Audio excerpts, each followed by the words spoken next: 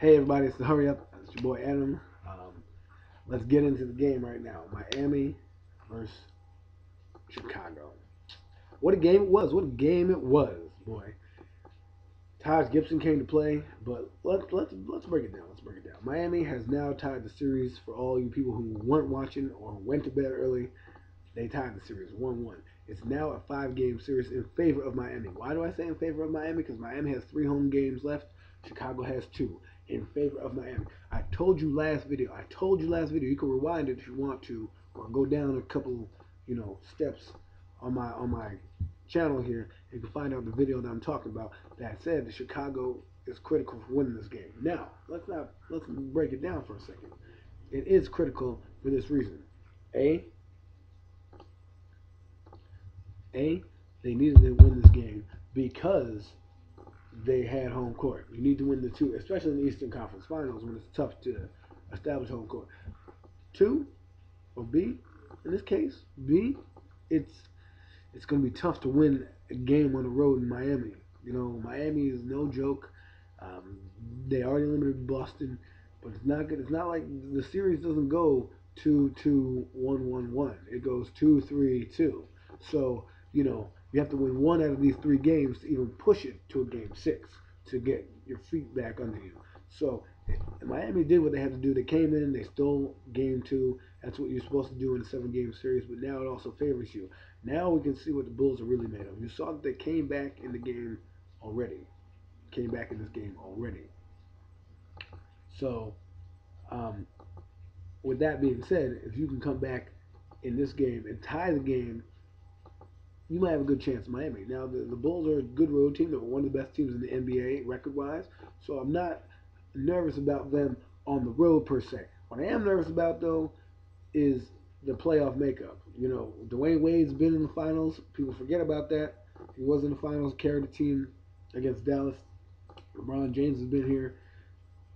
Derrick Rose and that group, they haven't really established themselves in the playoffs yet. So it's gonna be fun to see. Now, you saw tonight what good defense does for you. It gives you transition points, it leads you to the foul line, and it opens up your 3-point game. Now, what the Miami Heat did was basically break down that defense with ball movement and penetration. When they moved the ball around, they had guys crashing the board. Udonis Haslem had double digits in points. And Chris Bosh had double digits in points.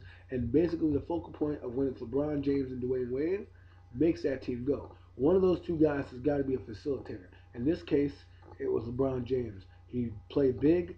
He made his shots. He jumped over people in terms of shooting. And that allowed him to penetrate and dish out the ball. Wade, his penetration also worked. The fact that he penetrated allowed guys to crash the boards. When you crash the boards, you get second chance points.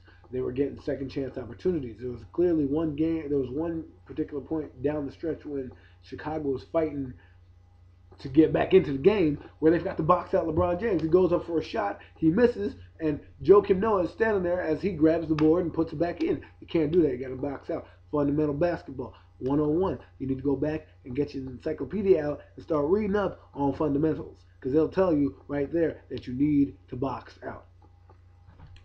Basketball 101. I have the book on my bookshelf if you want to borrow it.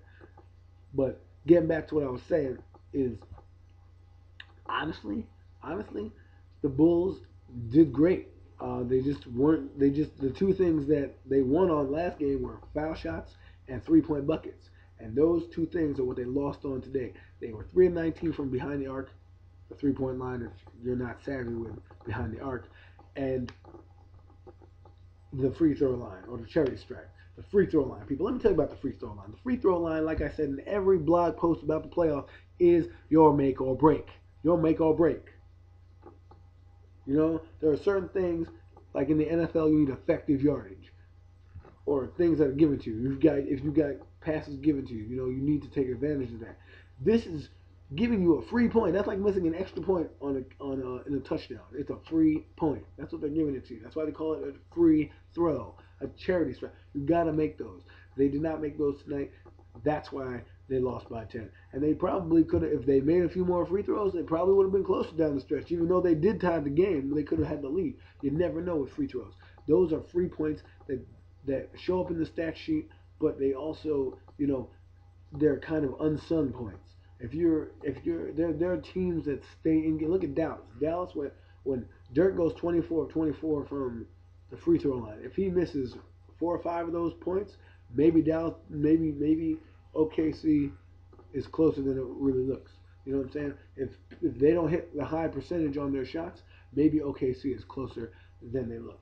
What I'm trying to tell you is, and I'm breaking it down, is the free throw line is an essential part of the game. Not just defense, not just offense and all that stuff. It's the third part. It's a special team, so to speak. And that and reducing turnovers. The Bulls did not reduce turnovers and second chance opportunities.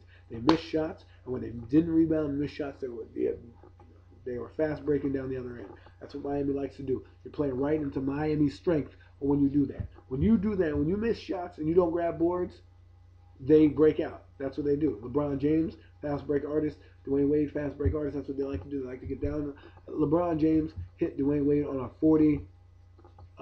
40-foot alley-oop.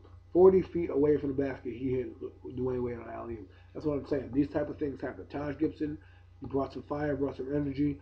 A little too late for the Miami Heat. Now, we've talked enough about this game. I'm going to get into the OKC game real quick. The OKC game against Dallas is happening tomorrow night. OKC, this is what you need to win. You need to have Russell Westbrook facilitate and pass, and you need to have Kevin Durant do what he did last game. Honestly, 100%, he didn't do that last game. Even though Kevin Durant kept him in the ball game, he did not do that last game. And if that's the fact, that's the reason why they lost. Russell Westbrook, if you're listening, bro, you gotta pass the basketball. You jocking the ball or being a ball hog for again these street people means you can't be like that until you pass. You got to set up your teammates. That's what a true point guard did. That's what Stockton to Malone did. That's what they do now. You've got to do it. You've got to facilitate. Bring your game to that next level. Be the Steve Nash. Be the Jason Kidd. Be the Chris Paul. Be the facilitator and dish it out. Dish it out because you're only going to get better when you do that. And play defense. And make your shots. Pick your spots, but don't hog the ball. You don't need to score 30 every night. You need to have effective points. Effective points is like effective yards in football. You may not get them in bunches, and you may not blow up the stat sheet with 40, but if you get 15 to 20 effective points to put your team in the lead, that'll get you the victory. That's what will happen. All right? So, as for Dallas, yeah, I'm telling you, just let your bench keep going. Dirk Nowitzki's playing out of his mind right now. It is crazy how good Dirk is playing right now. Crazy. It looks like he's locked in and ready for a championship. But again, it's a long series.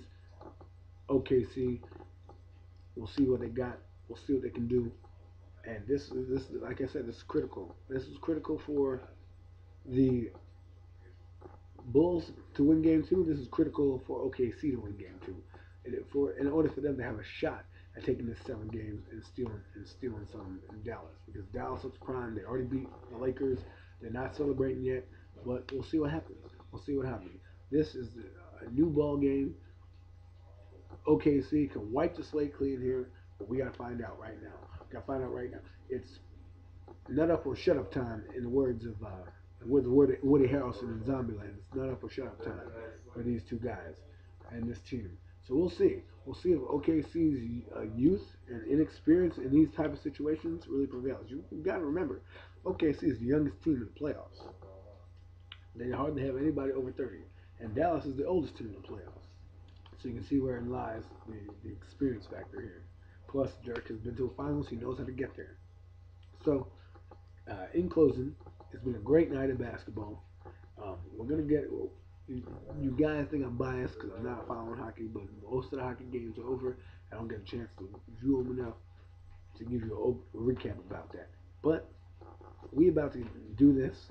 OKC, Dallas tomorrow. You better be tuning in. It's going to be a fun series. I'm your boy Adam from the Hurry Up. We don't have any NFL news because obviously the NFL is locked out.